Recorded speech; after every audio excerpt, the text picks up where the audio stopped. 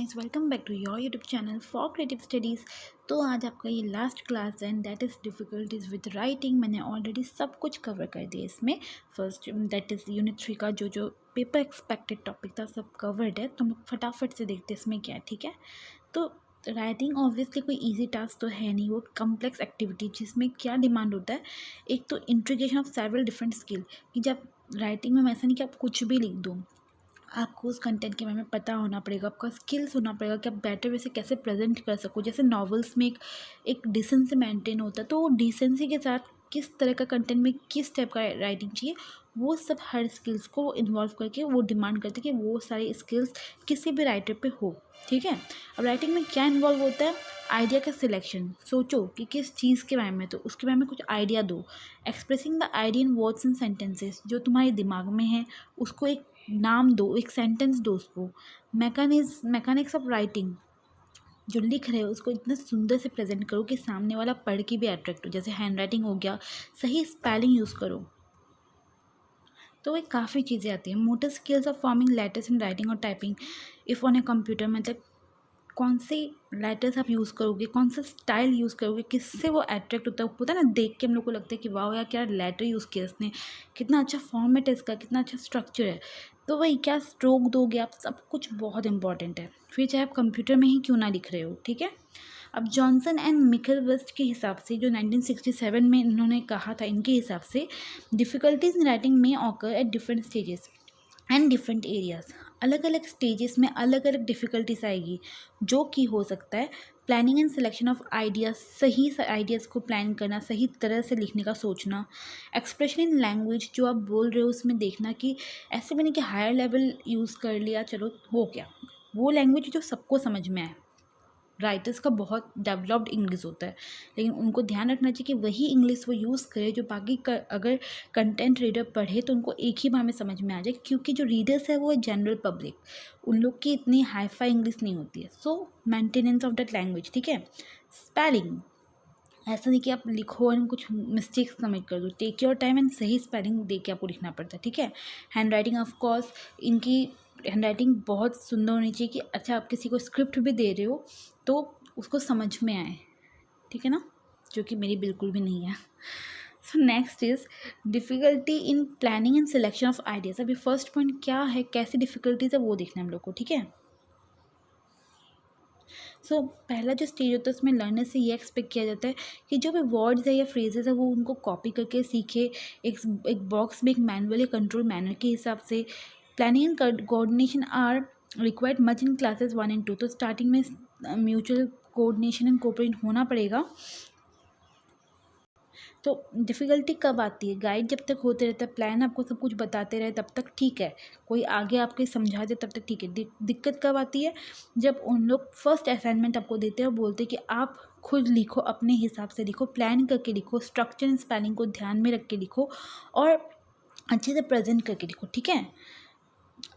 Writing task में क्या आता है? स्टोरीज़ लिखना, लेटर्स लिखना, किसी पर्सनल स्टफ़ को बताना या किसी एक्सपीरियंस के बारे में शो करना। तो उसमें कुछ राइटिंग डिफ़िकल्टीज आती है क्योंकि हर चीज़ अलग अलग डिमांड करता है, ठीक है। तो डिफ़िकल्टीज क्यों हो सकते हैं planning and selection of idea में? क्योंकि मे बी हम लोग जो अपना हिंदी में बोल रहे हो उसको सोचना एक अलग है, लेकिन वही चीज़ अगर हिंदी का कोई वर्ड इंग्लिश में बोला जाए उस टाइम जो सिचुएशन होता है वो अलग होता है। काफ़ी चीज़ सिमिलर है लेकिन अलग होता है थोड़ा बहुत में, ठीक है। तो उसमें दिक्कत कब आती है? जब आपकी वोकेबलरी इतनी प्रॉपर नहीं हो, आपने सही तरह से समझाया नहीं हो, या फिर नॉलेज का आपको लैक हो, जनरल नॉलेज की कमी हो तब। The cause of the difficulty may be traced back to the child's early years when she or he was not exposed to reading books, stories, or oral communication due to the home environment. Sorry, मैं बहुत fast read करती हूँ उसके लिए sorry, ठीक है। तो इस तरह का दिक्कत कब आ सकता है? तब जब कोई चाइल्ड का, अगर हम लोग पास्ट रिकॉर्ड्स देखें कि वो किस एनवायरनमेंट से आया है, क्यों उसका ऑरल कम्युनिकेशन में लैक है, ऑरल में लैक है, क्या उसने मतलब उसको कभी ऐसा टास्क नहीं दिया गया जहाँ उसको बुक्स, स्टोरीज़ या कम्युनिकेशन में काम पड़े, ऐसा पढ़ने का कुछ काम पड़े, इस टाइप का सिचुएशन में क्या वो गया हुआ नहीं है, ठीक है। Another kind of writing difficulty can be seen among children who can read well and have a good oral language but are unable to express themselves in writing. तो दूसरा डिफ़िकल्टी क्या है, तुम ऑरली ठीक हो, अपने आप को एक्सप्रेस भी ठीक करो, लेकिन जब लिखने की बात है तो दिक्कत आती है। तो दोनों में फ्लुएंट होना बहुत ज़रूरी है। तो नेक्स्ट क्या है, कंक्रीट डिस्क्रिप्शन लेवल। तो कंक्रीट में क्या होता है कि अपना थॉट को तुम एक्सप्रेस तो कर पा रहे हो, लेकिन उसी चीज़ को लिखने में तुमको दिक्कतें आ रही है। तो टीचर क्या कर सकते हैं, उस चाइल्ड को हेल्प कर सकते हैं। कैसे? फॉलोइंग मेथड्स को अप्लाई करके। पहले तो आप चाइल्ड को एक सिंपल सेंटेंसेस लिखना सिखाओ, बात करो उससे, बताओ उसको कैसे लिखना है, तो उस तरह से उसको हेल्प होगी। Showing the child an object and asking the child to think as many way as she can to describe the object. तो कुछ भी चीज़ को दिखाओ, जैसे कि अभी आप दिखा दो कि ये फ़ोन है, बताओ उसको कि क्या सोच है उसको इस फ़ोन के बारे में। जितना आइडियाज़ वो बता पाएगा कि फ़ोन इस टाइप का है, मुझे इस टाइप का गेम्स पसंद है, इसमें ये एप्लीकेशंस पसंद है, कुछ भी, उतना वो आपसे इंटरेक्ट कर पाएगा। फ़ोन मैंने बहुत बड़ा ही एग्जांपल दे दिया। चाइल्ड का बोल रहे तो आप उसको कोई बॉक्स दिखा दो, उसका कोई इक्विपमेंट दिखा दो, सॉरी, उसका कोई इक्विपमेंट दिखा दो, बैग दिखा दो, कुछ भी चीज़ दिखा दो जिसको वो बहुत लाइक करता हो, एंड देन उसके रिलेटेड आप उससे इंटरेक्ट करो, पूछो उससे 10 सवाल, क्या उसका ओपिनियन है पूछो, तब वो आपसे और खुलेगा एंड प्रेजेंट कर पाएगा। ठीक है। Next is asking a child to describe an object along different dimensions like its shape, colour, size and use.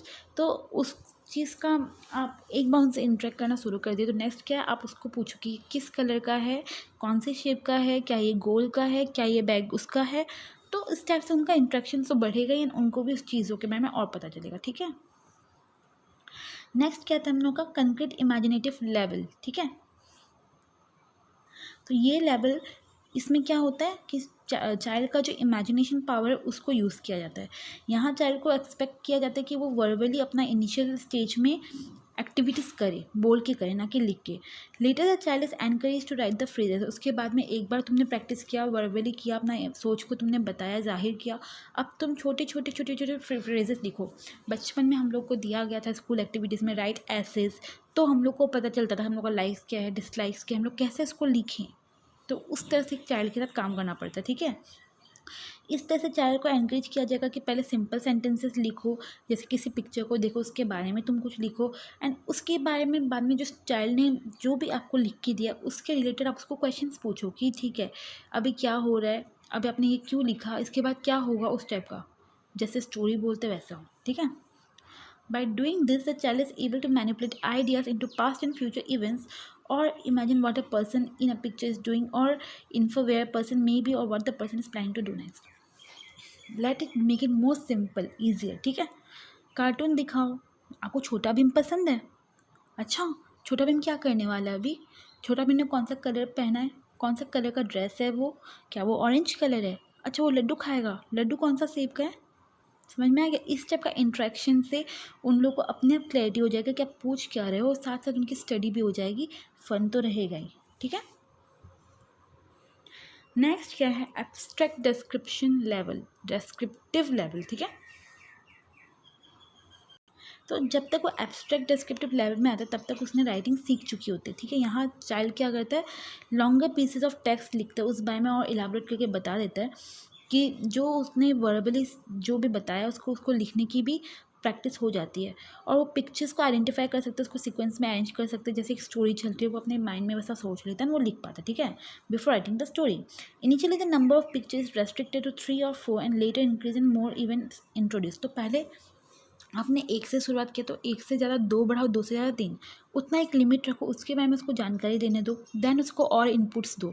एक ही साथ आप सारा कुछ दे दोगे तो उसका दिमाग में कुछ भी नहीं रहेगा। थोड़ा थोड़ा दो उसको समझने के लिए, थोड़ा थोड़ा वो समझेगा, ग्रैब करेगा, उसके बारे में आपको बताएगा, इंटरेक्ट करेगा और खुद ब खुद डेवलप करेगा। ठीक है।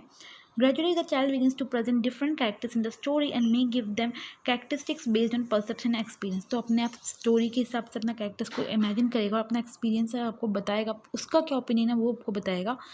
तो आप लोग दोनों का इंटरेक्शन भी होगा, उसका डेवलपमेंट भी होगा। ठीक है।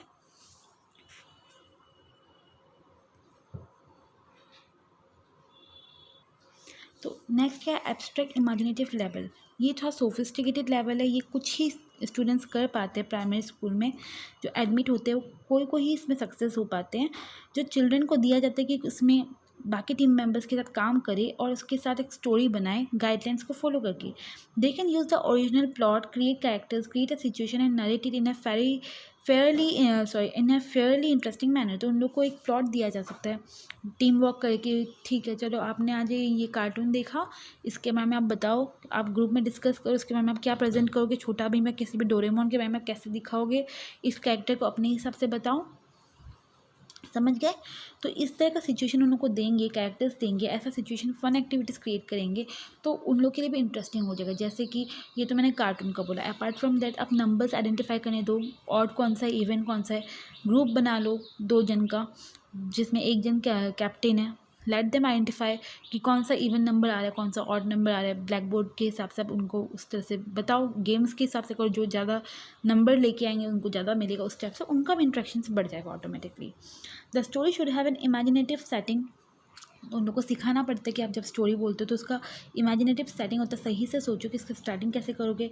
सीक्वेंस प्लॉट, जैसे कि मूवीज़ में चलता है तो उसके हिसाब से आप सीरियली उसको कैसे बताओगे कि इसकी लाइफ में क्या चल रहा है। पर आप ऐसे तो नहीं कि आपने अभी आप इन्फेंट एज हो, आप बच्चे हो, थोड़ी देर बाद आप कॉलेज चले जाओगे, नहीं, उसके टाइम के बाद का जो पीरियड रहता है, जो स्कूल जाना पड़ता है, वापस आना पड़ता है, आप खेलते हो, अपने फ्रेंड्स के साथ रहते हो, तो जैसे आप अपने जीवन को जीते हो वैसे ही आपको एक कैरेक्टर को सोचना और उनके हिसाब से लिखना है, ठीक है। Message that can be concluded from it, और स्टोरी ऐसी हो कि उससे कोई मैसेज उसको मिल सके, ठीक है ना। जैसे हर मूवीज़ से हम लोग को कुछ ना कुछ तो मिल ही जाता है। The writing activity can be preceded with a preparation wherein the teacher holds a discussion and gives them the direction। तो इतना में हम लोग को समझ में आ गया कि राइटिंग का क्या है, तो हम लोग आगे नहीं भी पढ़ेंगे तो हो जाएगा। नेक्स्ट क्या होता है, ग्रामेटिकल स्ट्रक्चर के साथ डिफिकल्टीज इन लोग को फेस करनी पड़ती है। The second requirement for piece of writing is that it should be presented in adequately formed sentence and paragraph. तो दूसरा बात है कि अब तुमने राइटिंग तो सीख ली, तो उसको सही सेंटेंस और पैराग्राफ के साथ तुमको लिखना सीखना पड़ेगा। तो जो इसके अलावा जो चिल्ड्रन फेस करते डिफ़िकल्टी, वो डेवलपिंग सेंटेंसेस मोर डेवलप फॉर्म में कैसे लिखे, सही ग्रामेटिकल स्ट्रक्चर कैसे यूज़ करे उस तरह से। तो टीचर हेल्प कर सकते हैं डिफरेंट मेथड्स फॉलो करने के लिए। पहला तो उनको क्लियर कट एक व्यू दो कि सेंटेंसेस इंटरेस्टिंग कैसे हो सके, उसको ऑलरेडी आप सोचो, डिस्कशन करो उसके बारे में, फिर उसके बारे में आप लिखो। Use topics that interest the children so that he or she is encourage to talk about it. तो डायरेक्टली उन लोगों को मत बोलो कि तुम ये लिख लो, बातें करो उनसे, जानो उनका क्या मन है, क्या ओपिनियन है, क्या इनका सोच है इस बारे में। जितना इन लोग आपसे इंटरेक्ट करेंगे उतना इनका बढ़ावा बढ़ेगा, इंकरेजमेंट होगा, तो वो आपको और इनपुट देंगे। प्रैक्टिस इन मीनिंगफुल डिस्क्लोजर, तो ये आप देख सकते हो, प्रैक्टिस करो इंटरेक्टिव सेशन के साथ, जैसे यहाँ पे आप देख रहे हो इस टाइप का प्रैक्टिस सेशन, ठीक है। अब डिफ़िकल्टीज डिस्कस हो गया तो रेमेडियल मेजर्स भी होगा। तो कुछ कुछ चीज़ें हम लोग कर सकते हैं इनकी डिफ़िकल्टी को हटाने के लिए, जैसे हैंड राइटिंग को सुधारने के लिए या कुछ भी, ठीक है। If child watches her hand while writing or verbalise while writing, she has a problem with hand writing. तो अगर वो कुछ लिखने से पहले अपने हाथ को देखे या बोलने से पहले सोचे कि कैसे लिखूँ, तो उसका हैंड राइटिंग में कहीं ना कहीं दिक्कतें हैं। It is also important observe how many types of movement the child can make while writing. तो जब वो लिख रहा है, क्या वो एकदम वैसे ही कंटिन्यूसली लिख रहा है, या वो एक बार रुक रहा है, या वो अपना पेन या पेंसिल को हटा रहे उस जगह से, या कितनी बार वो इरेज कर रहे हैं, या स्मूथली वो लिख पा रहे हैं। छोटी छोटी चीज़ें से बहुत चीज़ हम लोग आइडेंटिफाई कर सकेंगे। हम लोग के टाइम में तो ये था भी नहीं, बस लिखते जाओ, बस वो केस था। तो हम लोग इस तरह से सिखा सकेंगे, इनफैक्ट कैलीग्राफी का हेल्प भी ले सकेंगे उन लोग को सिखाने के लिए। तो involve in pre writing activities like drying of a circle. तो राइटिंग इम्प्रूव करने के लिए, एपोलॉजी, राइटिंग इम्प्रूव करने के लिए आप उनको फिगर्स ड्रॉ करने के लिए भी दे सकते हो, क्योंकि जितना इम्प्रूव आपका ड्राइंग होगा उतना इम्प्रूव आपका राइटिंग होगा, ठीक है। तो initially the child follows a pattern with his or her finger and also makes large patterns in the air. जैसे हम लोग सब करते हैं, फिंगर्स का हेल्प से हाथ को रखो एंड देन उसको ड्रॉ करो। तो इस टाइप का इंटरेस्टिंग चीज़ें करने से ये छोटा सा सीखेंगे, बड़े तक इन लोग अपना क्लैरिटी करते रहेंगे, ठीक है। Getting kinaesthetic and tactical feedback, तो जो पॉइंट टू पॉइंट चीज़ है वो उनको बताना, और टैक्टिकल फीडबैक जो लॉजिकल चीज़ है वो फीडबैक उनको देना, कहाँ गलती हुई है सही से समझाना। Getting auditory as well as visual feedback. Auditory मतलब उनका बोलने का फीडबैक भी देना चाहिए, साथ साथ विजुअल फीडबैक जो उन्होंने लिखा वो सही है कि नहीं वो सब। Tracing, कॉपिंग and writing on the black board, उस तरह से देख के किसी से लिख लो, ब्लैक बोर्ड का सपोर्ट लो, तो ये सभी। तो बाकी जो छोटी छोटी चीज़ें, जैसे कि लास्ट से पहले स्मॉल पैटर्न्स को फॉलो करो, ग्रॉस से पहले फाइन मूवमेंट्स को फॉलो करो, वैसे ही एक सही डायरेक्शन उन लोग को, तो ओवरऑल आप समझ गए होगे ये सब चीज़ छोटी छोटी चीज़ें, ठीक है। सो बेसिकली हम लोग ने ये यूनिट को ख़त्म कर दिया है। I hope you found all the sessions very interesting. मुझे समझा के बड़ा मज़ा आया आप लोग को। आई होप आप लोग को समझ के भी बहुत अच्छा लगा हो। FCS को please like share and subscribe कीजिए, सपोर्ट कीजिए। We need your support, sir needs your support, sir needs your encouragement. So help us boost FCS, क्योंकि FCS बढ़ेगा तो और आप लोग को कंटेंट मिलेंगे और एक्सप्लेनेशंस मिलेगा, हमें एनकरेजमेंट मिलेगा कि हम लोग और इनपुट आपको दे सके और क्लैरिटी दे सके। So we need your support, please support us guys, like share and subscribe please. Thank you.